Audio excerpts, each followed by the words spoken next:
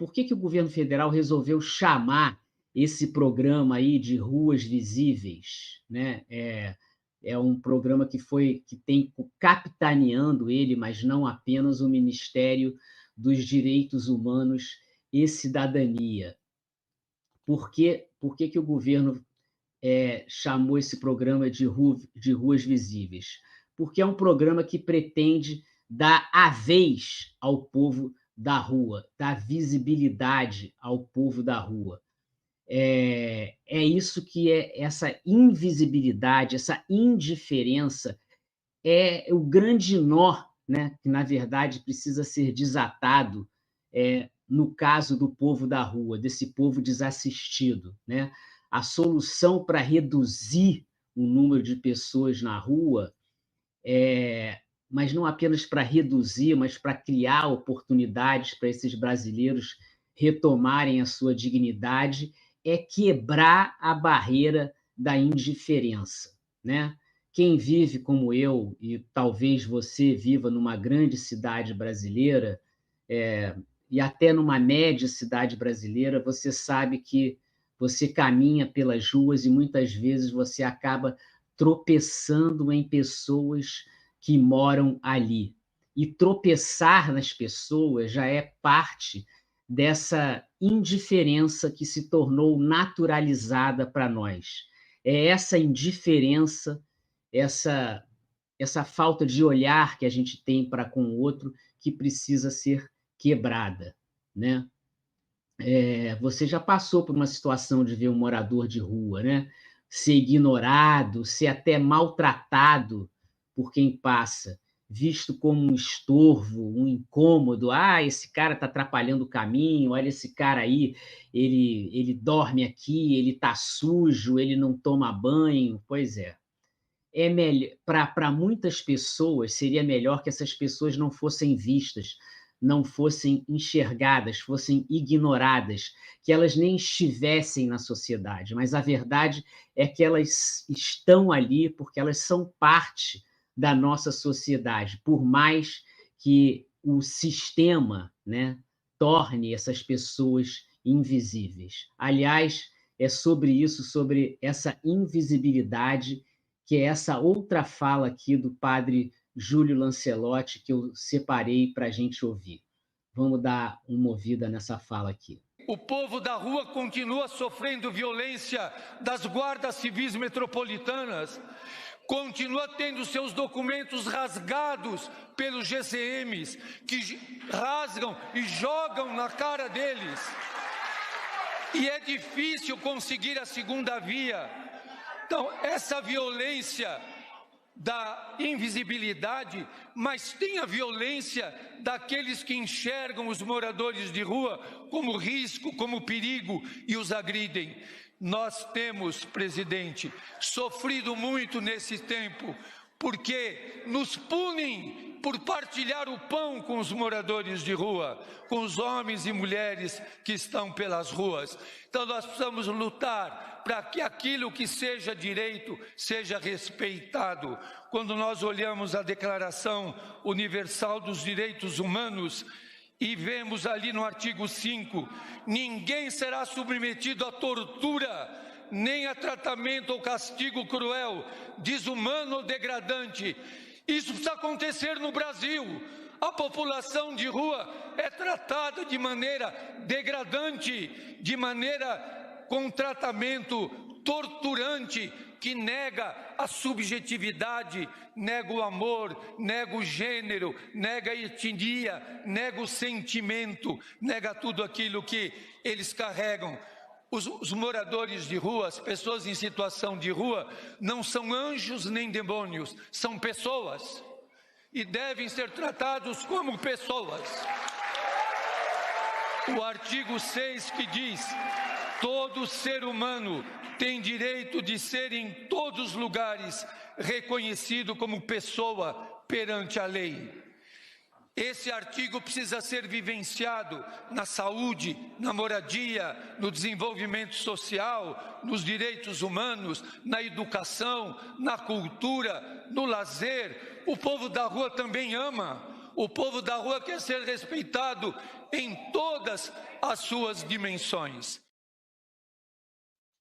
E é isso mesmo. O que o padre Júlio Lancelotti está tocando num ponto que é muito fundamental nessa mudança de atitude que a gente precisa ter em relação ao povo da rua, no momento de enxergar, que é o afeto, né? Essa dimensão do afeto. É uma dimensão tão difícil de ser atingida na sociedade que a gente construiu, né?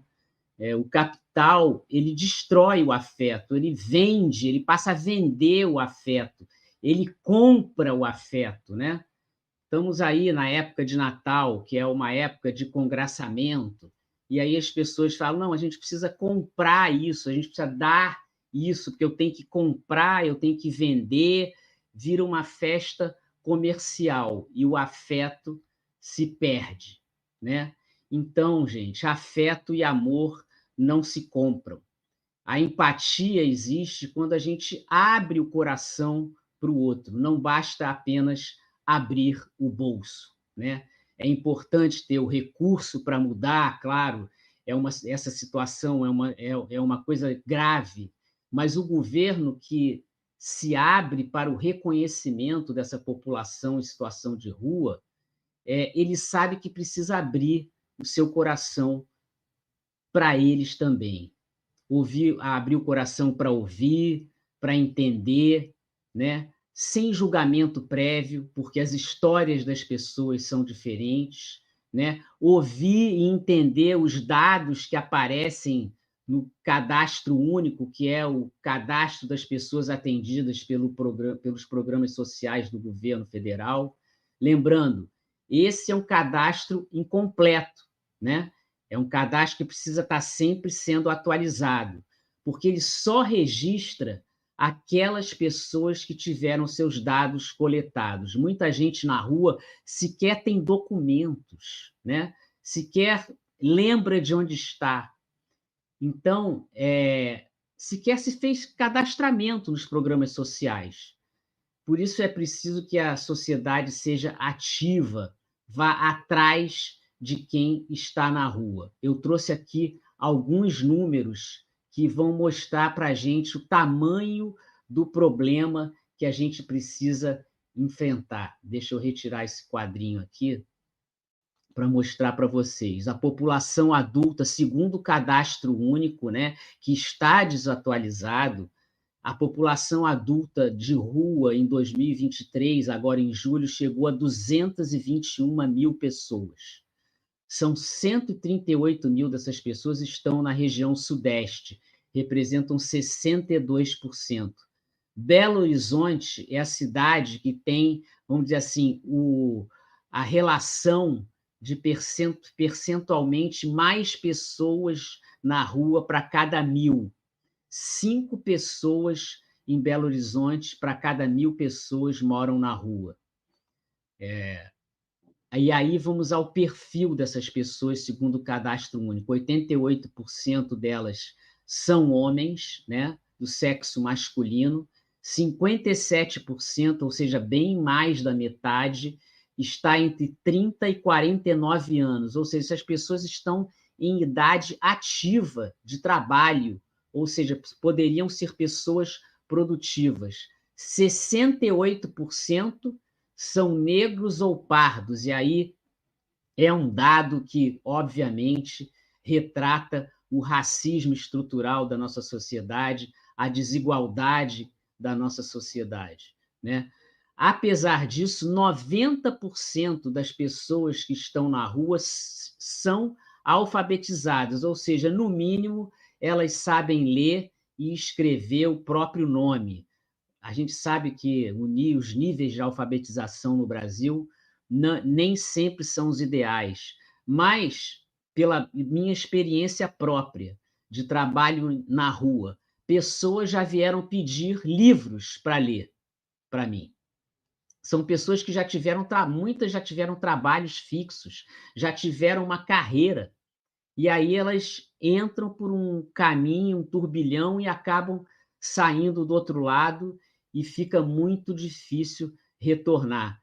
E esse dado também aqui é importante: 68% já teve carteira assinada, ou seja, foram pessoas que tiveram uma vida de trabalho regular, né? Estou levando em conta que esse cadastro não está totalmente atualizado, mas é importante que a gente enxergue que isso é uma verdade. Por que que esse povo está na rua?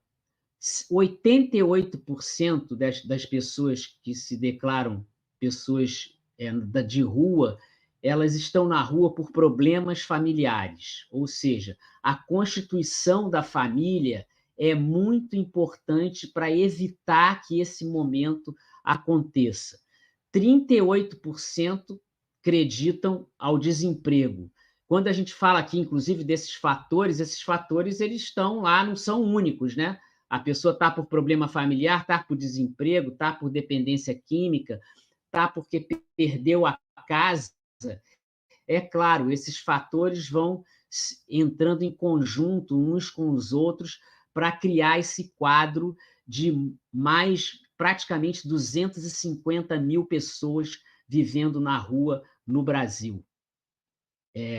Eu queria avançar aqui mais um pouquinho. Sim, vamos voltar daqui a pouco. Eu avanço um pouco mais nesse quadro aqui para vocês. Mas é importante, olha só, dependência química, que as pessoas falam muito, tem problema de droga, só 28% das pessoas declararam que estão na rua por problemas de dependência química. Nem sempre é uma verdade, né?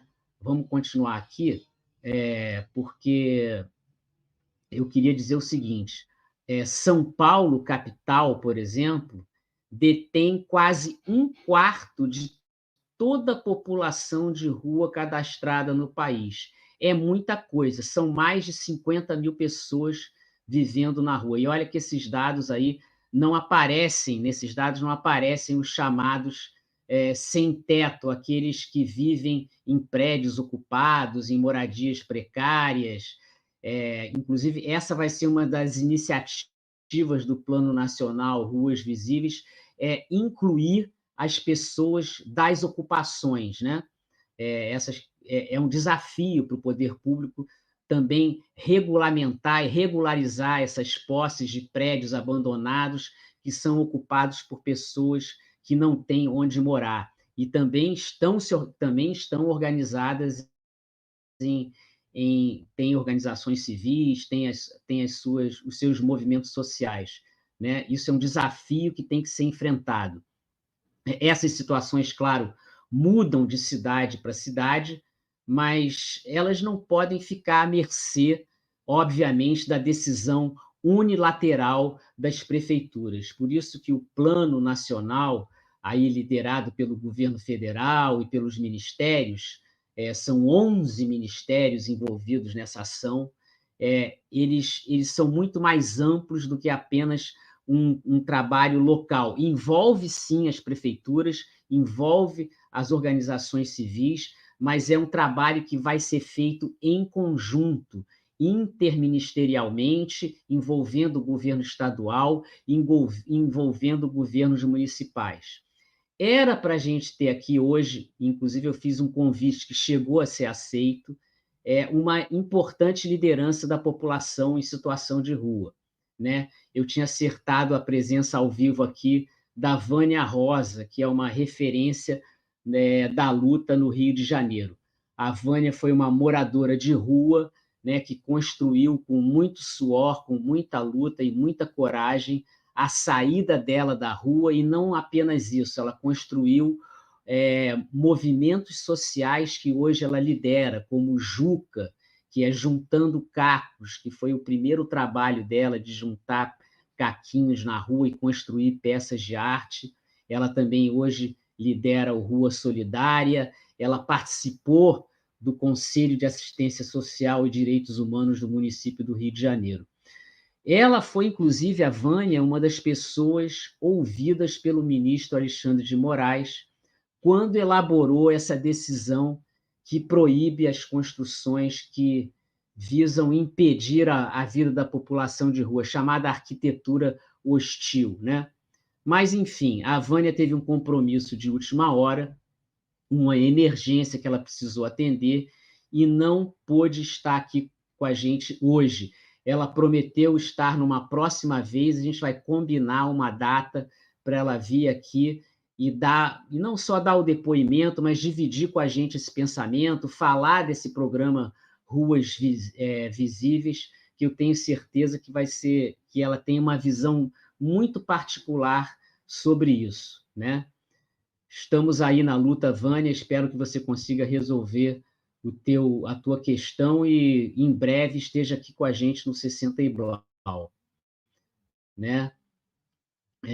Agora que a luta do povo da rua ganhou uma dimensão aí nacional. Vamos dar uma olhada no que é realmente esse Plano Nacional Ruas Visíveis, que está começando imediatamente, né? Está começando agora, inclusive com ações como a chamada Moradia Cidadã, que são ações inéditas, é uma ação inédita que já deve dar resultado em 2024. Vou trazer para vocês aqui, vou dividir aqui com vocês o que é esse Ruas Visíveis.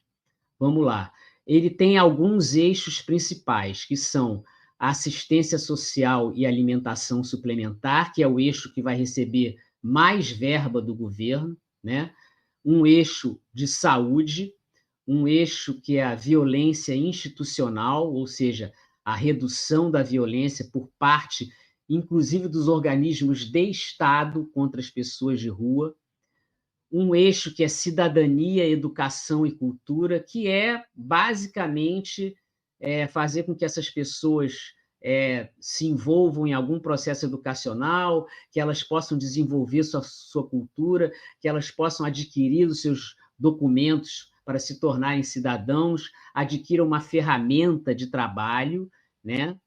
E isso vai, obviamente, se envolver aí no eixo de trabalho e renda. Tem um eixo de habitação, que também é muito importante, e tem um eixo que vamos dizer assim, corre em paralelo, que é a produção e gestão dos dados que vão nascer do cadastro único e que devem ser trabalhados, né, por quem está fazendo o programa Ruas Visíveis para a avaliação e gestão de novos programas, né? O investimento total anunciado aí pelo governo federal no programa Ruas Visíveis será da ordem de 982 milhões de reais durante os próximos 3 anos aí de governo, né, até o final desse mandato do presidente. Assistência social e alimentação suplementar vão levar a maior fatia disso, né, que vamos dizer assim, o assistencialismo imediato, que é da condição, né, dessa pessoa, primeiro, comer direito, se alimentar, ficar de pé, ter um pouco de saúde, ter uma sustentação psicológica para poder os próximos passos serem dados. E isso, obviamente, amplia aí vai para o Brasil inteiro, né? Eles estão mapeando várias cidades. O projeto Moradia Cidadã, ele vai receber 3 milhões, praticamente 3 milhões e 750 mil reais, e ele consiste, nessa primeira etapa, um pouco diferente aí do que a gente conhece como o projeto Minha Casa Minha Vida, né? que é o projeto de moradia do governo. Por quê? Ele é o que eles chamam de immediate housing, né? Dar casa imediatamente para as pessoas, não fazer as coisas por etapas, ou seja, esperar que a pessoa fique bem, esperar que a pessoa coma direito, que a pessoa aprenda, que a pessoa seja amparada, para depois ela entrar numa fila para dar casa para ela, que ela possa viver. Não. A ideia vai ser testada inicialmente nesse ano de 2024 em 3 municípios que vão ser escolhidos a dedo aí,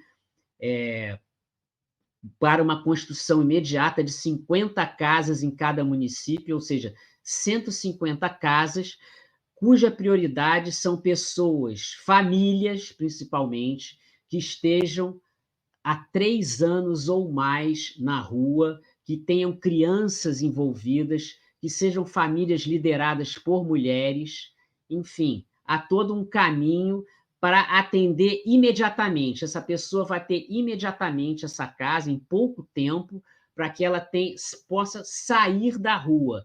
E a casa sirva como uma ferramenta para ela, para se livrar dessa situação, ou seja, uma ferramenta que vai apoiá-la na sua recuperação.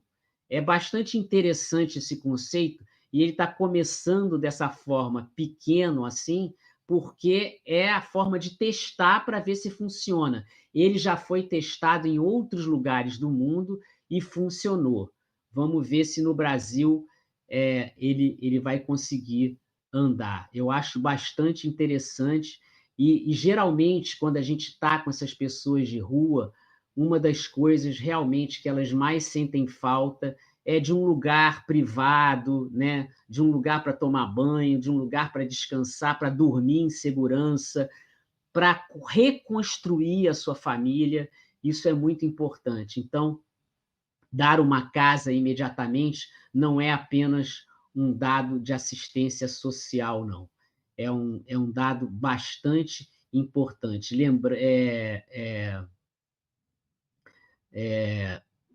Esse Moradia Cidadã, claro, a casa vai vir acompanhada da política social. Está sendo testado pela primeira vez no Brasil, estou falando isso de novo. Vamos ver como é que fica, como é que ele funciona. Vamos estar de olho nisso aqui no 60 e Blau, porque, inclusive, eu vou conversar com a Vânia sobre essa iniciativa. Ela mesmo, conversando comigo, me disse, olha, foi muito importante para mim no momento que eu conseguir ter a minha casa, mas sair da rua é um processo. Muitas pessoas têm dificuldade, né, de abandonar aquele ritual, não só o ritual, mas toda a linguagem e a forma e aquele modelo de vida que a rua dá para elas, né? Elas têm dificuldade no início, mas depois a rua, como qualquer lugar que você cria um hábito, você vai criando laços e você vai criando um modelo de vida. E para abandonar aquilo de uma hora para outra é complicado. Por isso que o Moradia Cidadã vai ter que lidar com essas questões também.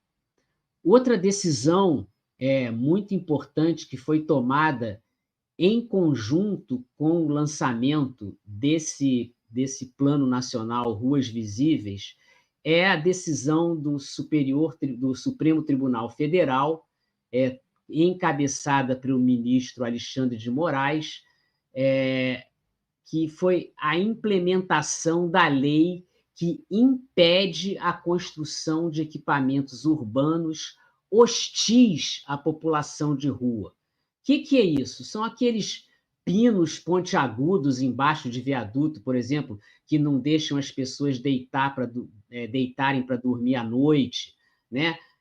Você colocar blocos no meio da calçada para impedir que as pessoas passem, né? Isso aconteceu muito em São Paulo, por exemplo, e no Rio de Janeiro. Esse modelo agora é crime. Como disse aqui ali o padre Júlio Lancelotti, no vídeo que nós mostramos, vamos marretar todas essas arquiteturas hostis, vamos derrubar isso. Essa decisão foi tomada pelo ministro Alexandre de Moraes, foi muito comemorada pelo movimento social. Inclusive, o padre Júlio Lancelotti se manifestou lembrando que o Estado não pode odiar as pessoas de rua, é preciso acolhê-las. Vamos ouvir mais um trechinho da fala do padre Júlio Lancelotti. Marreta em toda arquitetura hostil, que toda arquitetura hostil seja retirada e nunca mais seja implantada. que nós tenhamos, senhor presidente, um cuidado especial com a saúde mental, com o sofrimento da população em situação de rua. É uma questão específica, urgente, como é urgente ter onde morar, mas ter dignidade para morar, com autonomia, com equilíbrio, com o afeto que é necessário. O senhor sabe, senhor presidente, que muitas pessoas em situação de rua ainda não têm o CAD único. Nós precisamos continuar insistindo, porque sem o CAD único, a população em situação de rua não tem acesso aos benefícios. É isso, como ele disse, o acesso aos benefícios do cadastro único, que quando é feito o cadastro único, a pessoa tem acesso aos programas sociais do governo, todos, Bolsa Família, auxílio de farmácia popular, tudo isso precisa que a pessoa comprove que está no cadastro único do governo. E é necessário que esse cadastro único ele seja ampliado e chegue a todas as pessoas em situação de rua. A revisão desse cadastro, inclusive eu estava conversando com a Vânia sobre isso também, ele vai ser feito ao longo de 2024 e em 2025 a gente já deve ter um cadastro único bem mais atualizado, com um retrato bem melhor, né, de quem são essas pessoas em situação de rua. Isso, inclusive, vai ter o apoio do IBGE, né, que vai também se dedicar a esse trabalho, a cadastrar, a fazer a gestão desses dados aí. Gente, vamos lembrar também que é muito importante que nós estamos saindo de 4 anos de negacionismo das políticas sociais no Brasil. O governo do Inominável, né, ele destruiu tudo quanto pôde, né? Permitiu que as polícias estaduais matassem a população de rua à vontade, negou vacina durante a pandemia, cortou o Bolsa Família, enfim. Isso agora é passado, isso acabou. Claro que a violência da polícia ainda é uma coisa que deve ser tratada com urgência e deve ser abordada dentro dessa política nacional e vai ser abordada. A gente falou ali na violência institucional. Mas esses programas sociais, eles estão voltando, e ainda bem. Mas a reconstrução, claro, é longa, não tenham dúvida disso.